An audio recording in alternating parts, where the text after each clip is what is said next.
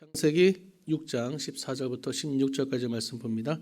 너는 고페르 나무로 너를 위하여 방주를 만들되 그 안에 칸들을 막고 역청을 그 안팎에 칠하라. 내가 만들 방주는 이러하니 그 길이는 300규빗, 너비는 50규빗, 높이는 30규빗이라. 거기에 창을 내되 위에서부터 한 규빗에 내고 그물은 옆으로 내고 상중하 3층으로 할지니라. 아멘. 한번 따라해 볼까요? 너를 위하여 방주를 만들되. 오늘은 방주를 만드는 이야기를 나누겠습니다. 오늘 딱 두 가지로 말씀드립니다. 첫 번째, 방주를 만들되 말씀대로 방주를 지어라. 창세기 6장 22절 말씀에 노아가 그와 같이 하여 하나님이 자기에게 명하신 대로 다 준행하였더라. 새 번역 성경을 보면 노아는 하나님이 명하신 대로 다 하였다. 꼭 그대로 하였습니다. 이렇게 씁니다. 그러니까 하나님이 말씀하신 대로, 명령하신 대로, 지으라고 하신 대로, 가르쳐 주신 대로 꼭 그대로 했다. 방주의 용적량을 보면요, 길이를 성경에는 규빗으로 되어 있는데 그것을 미터로 환산해 보면 길이가 135m, 그러니까 축구장보다 0.5배가 더 넓고요, 길고요. 넓이는 22.5m, 높이는 13.5m입니다. 그리고 그 용적량은 화물 열차에 522대분, 522대의 열차가 늘어진 것 같은 실을 수 있는 용적량인데, 연구에 의하면 지구상의 모든 동물들을 암수 한 쌍씩 태워도 화차 188대 정도면 충분하다고 합니다. 그러니까 반 이상이 굉장히 공간이 넉넉한 것입니다. 하나님께서는 모든 동물을 다 태우고도 여유가 있게 설계하셨습니다. 그 방주의 창과 층수에 대해서 말씀드리면 방주는 1층, 2층, 3층으로 되어 있는데요. 창세기 6장 16절 말씀에 거기에 창을 내되 위에서부터 한 규빗에 내고 그문은 옆으로 내고 상중하 3층으로 할지니라, 이렇게 말씀하셨어요. 설명을 드리면 1층, 2층에는 창문이 없고요.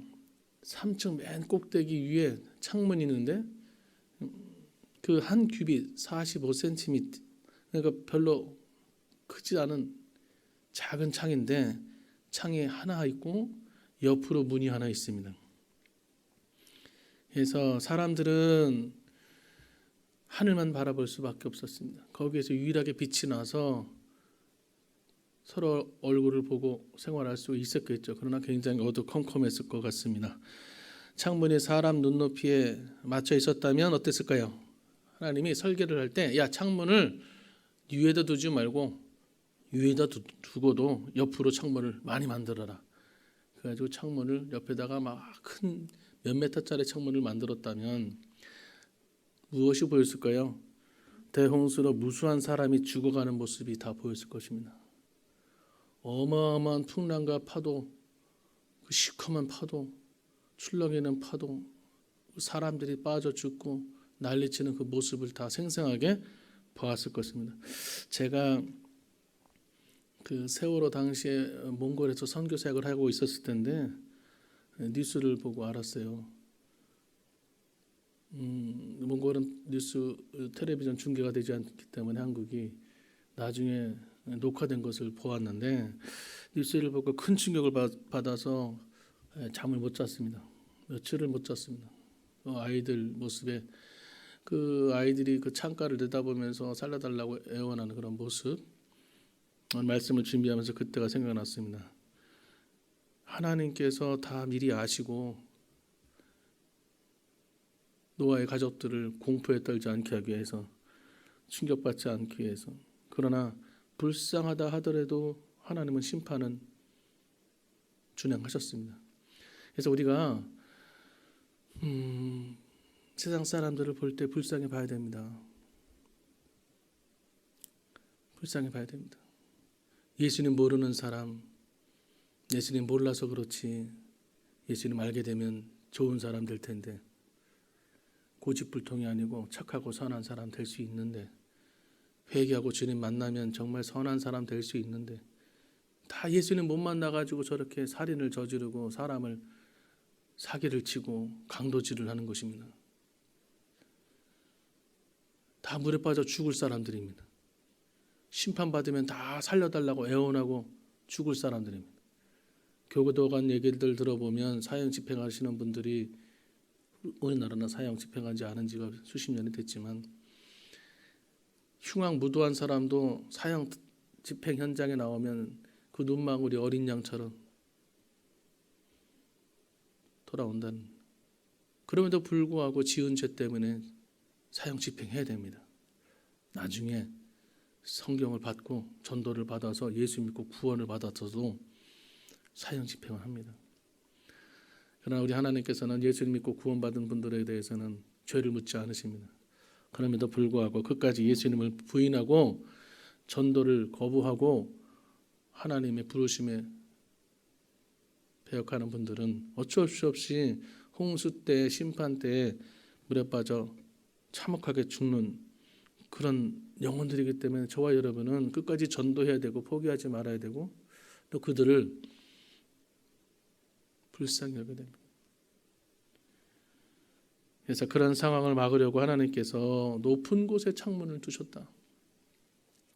창문도 우리 뭐 요즘에 고급차들 보면 옵션으로 썬루프로 가지고 창문이 굉장히 넓어서 하늘이 개방돼서 시원하다고 하는데 그렇게 큰 창문이 아니라 45cm밖에 되지 않습니다. 그것은 오직 하나님만 바라보라는 것이요. 하나님께만 집중하라는 것이죠. 다시 말하기 위해서는 말하면은 우리가 믿고 구원받을 존재는 하늘 위에 계신 하나님밖에 없고 다시 말하면 살기 위해서는 옆을 보지 말고 땅을 보지 말고 위에 계신 하나님을 바라봐야 살 길이 열린다는 것입니다. 방주의 문을 보면 문도 하나밖에 없었습니다. 창은 위로 하나 있었고 문은 옆으로 하나밖에 없었습니다. 성막으로 들어갈 때도요. 동문 하나밖에 없었습니다. 이것은 무엇을 하나님께서 의미하십니까?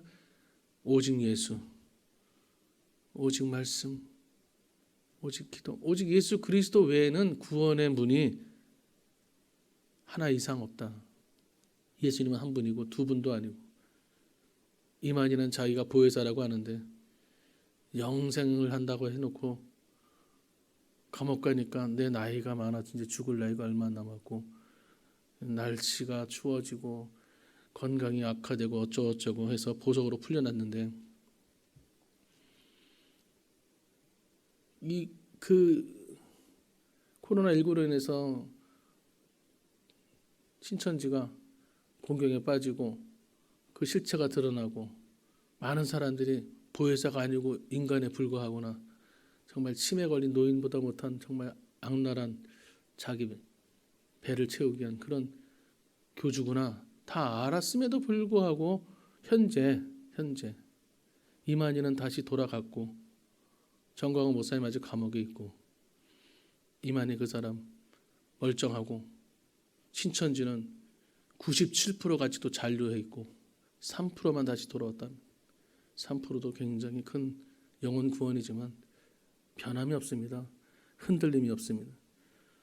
그러나 여기저기서 마지막 때에 자기가 보혜사다 예수다 떠들어도 오직 예수님은 한 분뿐이고 구원의 문도 우리 예수님밖에 없는 줄로 믿습니다. 방주는요 축구장의 1.5배나 되는 굉장히 크고 넓습니다. 그럼에도 불구하고 그렇게 큰 방주에 문은 하나밖에 없습니다. 세상이 아무리 넓고 크고 그렇다 할지라도 오직 구원받아 들어갈 수 있는 문은 교회밖에 없고 예수님밖에 없는 것입니다. 사도행전 4장 12절 말씀에 다른 이로서는 구원을 받을 수 없나니 천하 사람 중에 구원을 받을 만한 다른 이름을 우리에게 주신 일이 없음이라 하였더라. 예수님이 문이십니다. 예수님이 생명의 문이 되시는 것입니다. 네, 예수님 우리 하나님께서는 방주의 문을 뭐하러 만드셨을까요? 그 문은 노아의 식구 8명이 들어갈 수 있는 문입니다. 그 문은 지구상의 온 짐승들이 들어갈 수 있는 문입니다. 방주 안에 들어간 생명만 살아서 나올 수 있습니다. 그 안에 들어가야 그 문을 통해 들어가야 생명을 보존하고 나중에 생명이 나올 수가 있는 것입니다. 그 문에 들어가지 않는 사람은 죽는 것입니다. 그 방주 안에 그 문을 통해 들어간 생명은 살고 방주 밖에 있는 생명은 죽게 되는 것입니다. 사람도 짐승도 모조리 죽었습니다. 생명과 죽음을 갈라놓는 문입니다. 그 문으로 들어가면 생명을 얻고 그 문을 이용하지 않으면 수장되고 마는 것입니다. 문 안에는 생명이 있지만 문 밖에는 죽음이 있다는 얘기입니다. 오직 예수님 안에 생명이 있고 예수님 밖으로 나가게 되면 죽음밖에 없는 것입니다. 요한복음 14장 6절 말씀에 말씀하시기를 예수께서 이르시되 내가 곧 길이요 진리요 생명이니 나로 말미암지 않고는 아버지께로 올 자가 없느니라. 할렐루야. 예수님은요 새롭게 시작하신 그런 출발선에 계신 예수님입니다. 지구상의 모든 사람과 생물은 다 죽어버렸습니다. 방주 안으로 들어간 노아의 8 식구와 수많은 암수 그 한 쌍들이 동물의 시작이 되는 것입니다. 방주 안에 들어간 8 식구가 인류의 시작이 되는 것입니다. 방주의 문은 심판받아 끝나는 문이 아니라 새롭게 시작하는 축복의 문이 되는 것입니다. 요한복음 10장 9절 말씀에 내가 문이니 누구든지 나로 말미암아 들어가면 구원을 받고 또는 들어가며 나오며 꼴을 얻으리라. 새로운 시작인 것입니다. 새로운 기원이 시작되었습니다. 예수님 탄생을 기준으로 해서 BC와 AD로 나눠진 것처럼 우리가 사용하는 서기 2020년이라는 달력이 예수님 때문에 다시 시작된 것처럼 성령의 역사가 다시 시작된 것처럼 예수님이 승천하시고 10일 만에 성령을 마가다락방에 부어주시고 그래서 성령의 역사가 예수님으로부터 시작하신 것처럼 또 예수님 이전에는 교회가 없었는데 예수님 이후에 교회가 생긴 것처럼 예수님은 시작의 문인 것입니다. 그래서 예수 믿고 구원받게 되면 사실은 그때부터 영적인 나이가 시작되는 것입니다. 나이가 아무리 연세가 70, 80 되셨어도 이제 예수 믿고 결신하고 구원받으면 영적인 나이는 빵살입니다. 모두 그러죠. 건강의 나이, 무슨 신체 나이 이런 거 따지는데 영적인 나이에는 관심이 없습니다. 내 나이가 신체적으로는 말이야 20대야 와, 막 좋아하고 행복해 하는데 무지 행복하게 하죠. 좀 더 건강하게 좀 몇 년 더 살 수도 있겠어요. 그러나 무슨 의미가 있습니까? 영적인 나이가 하나님 보실 때 장년이 돼야 되고 믿음의 성년이 돼야 될 줄로 믿습니다. 예수님은 오래 믿었는데 영적인 나이는 아직도 계속해서 기저귀 차고 다니는 기어다니는 어린 신앙이다. 교회 학교에 가야 될 신앙이다. 비정상이죠. 단계가 있습니다. 예수 믿고 구원받고 결신하고 새신자 교육받고 은혜 받고 성령 받고 거기서 끝나는 것이 아니라 왜 성령을 주십니까? 봉사라고 주시는 것입니다. 전도라고 주시는 것입니다. 나 혼자만 은혜 받는 것으로 끝나지 말고 이제 주신 은혜와 사랑을 나눠주라는 것입니다. 신앙이 자라야 되는 것입니다. 신앙이 자라야 됨에도 불구하고 언제까지나 기저귀 차는 신앙이 되면 늘 넘어지고 자빠지고 시험 들고 섭섭해하고 교회 나왔다 안 나왔다 하고 그렇게 되는 것입니다. 그런 분들이 많지 않습니까? 예수님 이전에 교회가 없었는데 교회가 시작되었고요. 그리고 이제 예수님은 어떤 예수님이냐? 옆에 계신 예수님입니다. 무슨 말씀입니까? 방주의 문을 옆에 내라. 앞에 문을 내라가 아니고 뒤에다 문을 내라는 것이 아니라 옆에 내라. 문은 예수님이시고요. 예수님은 옆에 계신 문입니다. 예수님 옆으로 오셨어요. 예수님 이 땅에 오실 때요. 정통 종교인들 그러니까 바리새인이나 서기관이나 사두개인들 가문에서 나오지 않으셨습니다. 정통 신학을 공부하고 전통 DNA를 받은 그런 후손으로 태어나지 아니하시고 마국간에서 태어나셨습니다. 정통으로 오지 않고 비정통으로 오셨고 주류로 오지 않고 비주류로 오셨고 옆으로 오신 것입니다. 그래서 사람들이 예수님을 보고 서기관과 바리새인 같지 않다.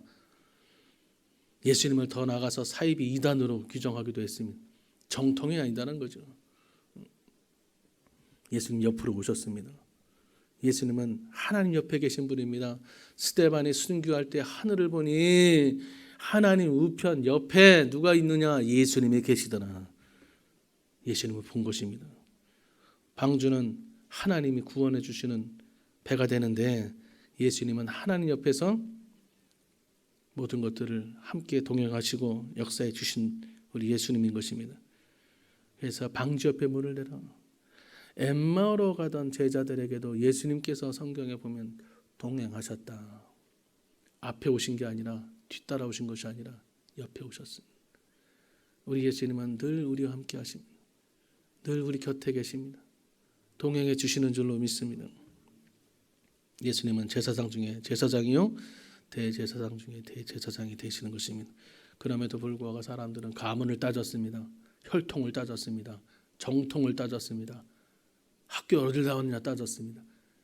목수 출신에 신학교도 안 나와놓고 뭘 한다고 성전에서 떠드느냐.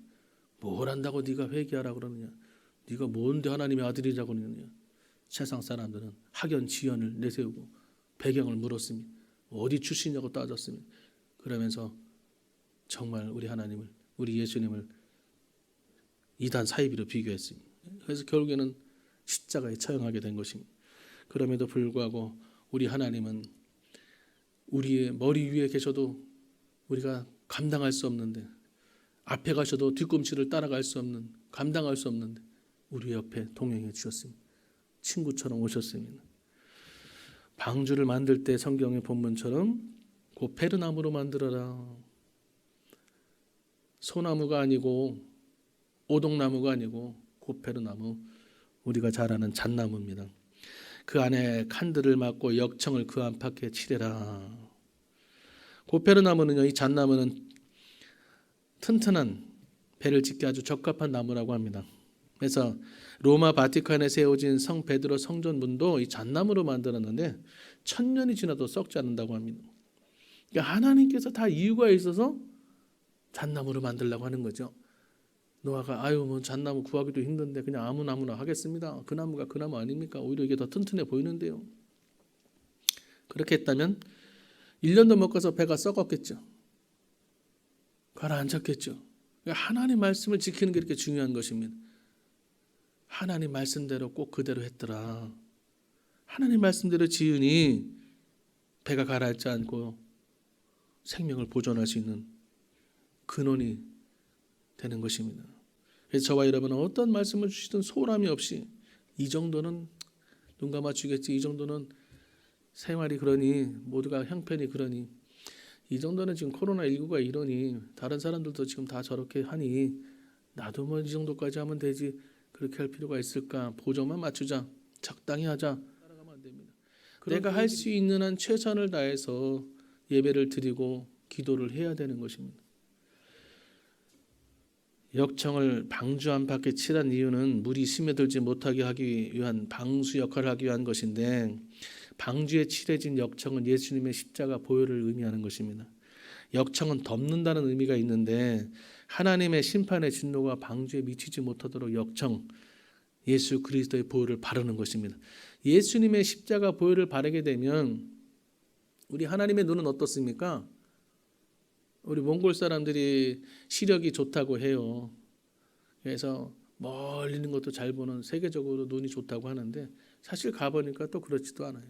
우리 교회학교 어린애들 시력을 검사를 했었어요. 굿피플 지원을 받아서 시력 검사했더니 10명 중에 7, 8명은 안경을 써야 되겠더라고요. 안경을 맞춰준 적이 있는데, 어쨌든 사람의 눈이 좋다고 한들 하나님 눈과 비교할 수 없고, 하나님 눈은 사람의 중심까지 보시고, 하나님의 눈은 갈릴리 호숫가에 고기들이 어디에 있는지 깊은 곳을 찾아내시는 우리 하나님의 눈인데, 그럼에도 불구하고 우리가 예수님의 그 십자가 보혈 뒤에 숨으면 하나님은 우리의 죄를 보지 못하십니다. 그만큼 예수님의 십자가는 우리의 허물을 덮어주고 죄를 감싸주십니다. 그래서 없던 것으로 하나님께서 문책하지 않습니다.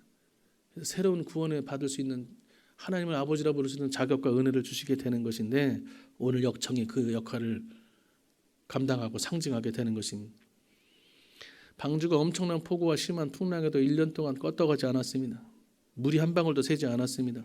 노아는 배 만드는 목수는 아니었고 톱질, 망치질 배워본 경험도 없지만 하나님 말씀에 만들었기 때문에 그 배는 완벽하고 완전한 배가 될 수 있었습니다. 저와 여러분이 제대로 학교에서 배우지 못하고 부모에게 제대로 물려받지 못하고 세상 사람들 친구들에게 도움받지 못해도 하나님의 말씀이 있으면 족한 것입니다. 하나님의 말씀대로 살게 되면 우리의 인생은 완전해지고 완벽해질 수 있습니다. 하나님의 말씀에 순종하는 인생이 물샐 틈 없는 방주가 되는 것입니다. 가정이 되는 것이고 건강이 되는 것입니다. 하나님 말씀대로 지은 노아의 방주만 구원이 있었습니다. 그 당시에 다른 배도 있었지만 비가 오니 다른 배도 사람들이 타고 그 배를 향해서 운전하고 나갔지만 다 풍랑에 수장됐습니다. 그러나 노아의 배만, 하나님 말씀대로 지었던 설계되었던 배만 끝까지 보존될 수 있었습니다. 두 번째, 마지막으로 하나님께서 배를 지으라고 하셨을 때 하나님 말씀대로 지으라. 그 다음에요, 두 번째는 따라해 볼까요? 너를 위하여 방주를 지어라. 창세기 6장 14절에 너는 보페로 나무로 너를 위하여 방주를 만들래. 이 말씀을 준비해서 하나님께 늘 감사하는 것은 하나님 힘들어요, 못하겠어요, 십자가 지고 갈 때 힘들다 어렵다 하나님께 투정 부릴 때가 있죠. 그런데 하나님이 말씀하시는 거예요. 노아야, 그 방주 내가 탈 거 아니야. 나는 배가 필요 없어. 너 살기 위해서 배 만들어야 돼. 힘들어도 만들어야 돼. 사람들이 뭐라고 해도 넌 만들어야 돼. 하나님께서 심심해서 배 만들어 볼래 하면서 그렇게 어마어마한 그런 큰 배를 만들려고 우리에게 그 무거운 멍에를 매기지 않습니다. 저와 여러분들이 살기 위해서 예수님 믿어야 되는 것이고 저와 여러분이 복받기 위해서 기도해야 되는 것입니다. 하나님 만나기 위해서 교회에 나와야 되는 것이, 하나님 주시는 말씀 받기 위해서 특별한 은혜와 복을 받기 위해서 새벽에 나오는 것입니다. 모든 것들이 하나님께서 우리를 귀찮게 하려고 하는 것이 아니라 하나님께서 무슨 경배를 받으려고 하는 그 목적보다는 저와 여러분을 사랑하셔서 저와 여러분 살리기 위해서 방주를 만들려고 하는 것입니다. 하나님은 인생이 아니므로 배가 필요 없습니다. 그럼에도 불구하고 노아에게 배를 만들라고 지시하신 것입니다. 저도요, 목사지만 성도님들에게 아쉬운 소리 하고 싶지 않고 부담 주고 싶지 않아요. 그래서 뭐 해달라 말씀 잘 안 합니다. 그러나 그분이 복을 받기 위해서 결정적인 순간에는 말씀을 드리죠. 신랑 신부를 위해서 돌 항아리 6개 물을 채워야 됩니다. 누구를 위해서요? 예수님이 위해서 아니에요. 예수님 무슨 포도주 좋아하셔요? 예수님 뭐 술 좋아하십니까? 신랑 신부 그 잔치를 위해서 돌 항아리 6개 채우라고 말씀하시는 거예요. 베드로의 배를 채워주시기 위해서 힘들고 지친 거 다 아는데 깊은 곳으로 가라고 하시는 것입니다. 예수님이라고 무슨 듣기 싫은 말 하고 싶어 하시겠어요? 그럼에도 불구하고 말씀하시는 거죠. 왜? 나만을 위해서 요단강 들어가라는 거예요. 하나님 위해서 하는 거 아닙니다. 내가 직분 감당하는 건 교회를 위해서 하나님 나라를 위해서 한다고 하지만 결국에는 나 복 받는 겁니다. 나 잘 되는 겁니다. 내 자식들 잘 되는 것입니다. 그래서 나보고 하라는 겁니다. 그런데도 우리는 어떡하죠? 굉장히 희생하는 것처럼, 굉장히 내가 하나님을 위해서 어떤 무슨 값을 치르는 것처럼 그럴 때가 있습니다. 공치사할 때가 있습니다. 자기 자랑할 때가 있습니다. 예수님이 십자가 지고 죽으시기까지 하셨는데 우리 예수님이 우리를 보실 때는 정말 얼마나 참 기가 막히겠습니까? 조금 희생해놓고 조금 눈물 흘려놓고 아파하고 힘들어하고 죽겠다고 하고 못하겠다고 합니다. 노아 가족을 위해서 튼튼하고 안전한 배를 만들라는 것입니다. 역청 발라라, 잣나무로 만들어라. 왜 잔소리 하십니까? 만들려면 제대로 만들어야죠. 목사가 왜 자꾸 잔소리합니까? 새벽에 나와라, 철야 나와라, 기도해라. 우리 당회장 목사님도 111 기도 왜 만드셨습니까? 성도님들 위해서 만든 겁니다. 기도 1시간 이상은 해야 된다고 이렇게 강조하시는 것입니다. 성도들이 듣기 싫어해요. 그럼에도 불구하고 계속해서 현수막 붙이고 스크린에 띄우고 광고 시간에 말씀하시고 설교 시간에 중간에 말씀하시는 것이 왜? 안전한 배를 만들기 위해서. 예수 믿었다고 교회 나왔다고 안전합니까? 마귀가 누구를 공격합니까? 교회 나오는 사람, 예배 드리는 사람, 성전에 앉아있는 사람부터 공격하는 것입니다.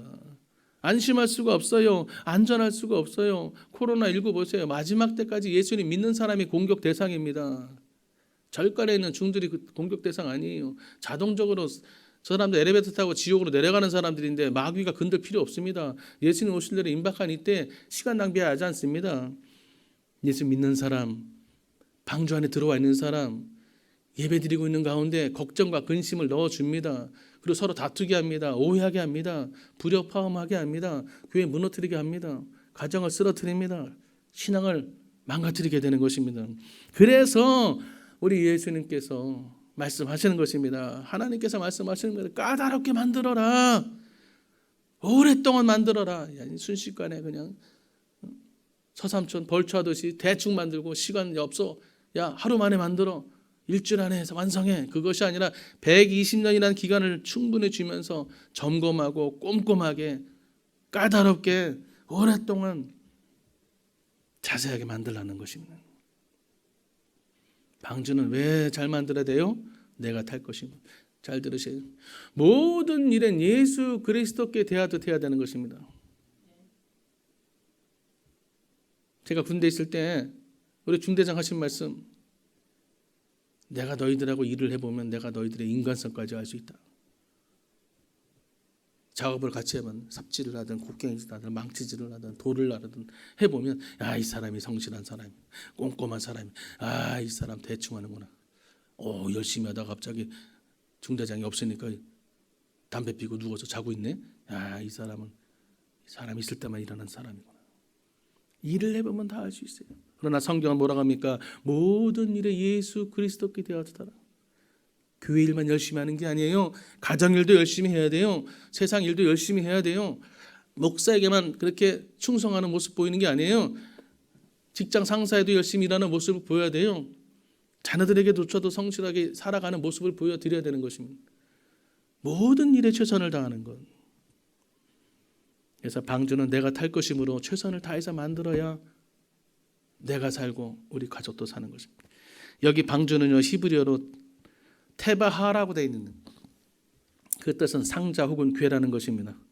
이 단어가 구약 성경에 한 번 더 사용이 되는데 모세를 담아서 나일강에 띄웠을 때 그때 갈대 상자를 테바하라고 합니다. 그러니까 노아의 방주도 테바하. 그리고 모세가 3살 박일 때 나일강가에 떠내려갔던 그 바구니 그것도 테바. 모세도 그것 때문에 살았고 노아도 그것 때문에 살았죠. 근데 중요한 것은 포인트는 뭐냐? 요게벳 모세의 어머니가 그 갈대 상자를 만들었을 때 노아의 방주처럼 크게 만들 필요는 없었겠죠. 3살 배기의 어린아기가 사는 3살이 아니라 3개월짜리가 사는 거니까. 근데 그걸 만들었을 때 3개월짜리가 들어가는 건데 요만한 진짜 말하자면 핏덩어리죠. 핏덩어리가 들어가는 건데 대충 만들지. 가라앉겠어? 애가 얼마나 무겁다고 대충 만들었겠습니까? 엄마가 모세 그 3개월 피부치 그거 살리기 위해서 만드는 바구니인데 대충 만들었을까요? 노아 이상으로 꼼꼼하게 역청 바르고 또 바르고 뒤집어도 보고 안에도 보고 만져도 보고 얼마나 정성스럽게 만들었을까요? 그러니까 저와 여러분이 하나님 일할 때, 가정일 돌볼 때, 세상 일할 때 무슨 일을 하든지 정성을 다해서 최선을 다해서 왜? 그것이 결국에는 내가 사는 길이다. 중요한 일 따로 있고 천한 일 따로 있고 급한 일 따로 있고 나중에 할 일 따로 있는 것이 아니라 무슨 일을 하든지 최선을 다하시기를 예수님의 이름으로 축원합니다. 자신의 가족들이 사용을 배이기 때문에 열심히 만들었습니다. 네 일, 내 일이 없습니다. 교회 일, 나라 일, 내 일 따로 없습니다. 내가 처한 위치에서 최선을 다하는 것이 방주를 만들어가는 것이고 구원받는 길인 것이고 그것으로 인해서 하나님 만나는 길이 열리게 되는 것입니다. 예수님, 우리 하나님의 또 다른 구원의 방주 테바는 뭡니까? 예수님 십자가입니다. 예수님 십자가에서 죽으시고 피 흘리시고 세우신 이 교회인 것입니다. 교회에 들어오면 테바가 되고는 것이고 이 안에서 생명을 보존하게 되는 것입니다. 창세기 6장 21절 말씀에 너는 먹을 모든 양식을 내게로 가져다가 저축하라. 이것이 너와 그들의 먹을 것이 되리라. 먹을 양식을 방주에 집어넣어야 되는 것입니다. 방주는 있는데 문으로 들어왔는데 교회는 있고 예수 믿고 예수님을 통해서 문을 통해서 교회 안에 들어와서 결신도 하고 직분도 받았고 예배도 드리는데 먹을 양식이 없어. 먹을 양식을 준비하지 않았어. 1년 동안 먹을 양식 준비해야 돼. 말씀의 양식을 먹지 않으면, 영적인 양식을 먹지 않으면 배는 불러서 이렇게 나와 있는데 살도 통통 쪄서 나와 있는데 영은 말라 죽어가고 있다. 영적인 안경을 하나님께서 씌워주신다면 별의별 모습들이 다 있을 거예요. 육의 눈으로 봤을 때는 넥타이 매고 얼굴도 뽀얗고 기름지고 머리도 빗고 멀쩡하게 생겼지만 영적으로 하나님의 말씀을 먹지 못해서 영양실조 걸린 영혼들이 너무나 많다는 것입니다. 주일날 한번 달랑 나와가지고는 그 말씀 갖고 일주일 동안 살기가 어렵다는 겁니다. 하나님 늘 말씀을 큐티하고 또 나와서 어찌하든지 말씀 주시는 곳에 나와 하나님 말씀을 먹고 힘을 얻고 영육간에 강건해서 최선을 다해서 일할 수가 있는 것입니다. 저와 여러분은 항상 하나님의 말씀 주시는 양식 영적으로 배부르고 육적으로도 강건하셔서 모든 면에 하나님 주신 사명 위에 최선을 다하셔서 늘 안전하시고 목적지까지 도달하시는 저와 여러분 되시길 예수님의 이름으로 축원합니다. 기도합니다. 사랑의 아버지 하나님 감사합니다. 노아가 방주를 만들 때 하나님의 말씀대로 만들었고 그 만든 하나님 주신 그 사명은 나를 위해서 주신 사명이었습니다. 방주를 만들 때 최선을 다해서 만들게 하여 주시옵소서. 인생을 살 때 한 번밖에 살 수 없습니다. 열심히 살게 하여 주옵소서. 손가락질 받으며 살 이유가 없습니다. 천대받으며 살 이유가 없습니다. 내가 열심히 살지 않으면 하나님 영광 가리웁니다.